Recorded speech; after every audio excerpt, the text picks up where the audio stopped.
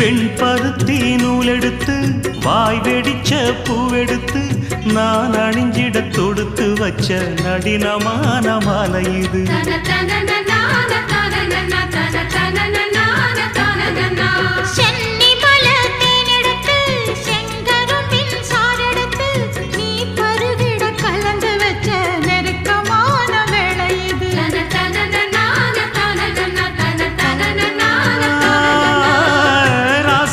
உடம்பிருக்கும் ரவிக்க துணி நானாக அன்னாடம் சூடி கொண்ட ஆசை வச்சாகாதா.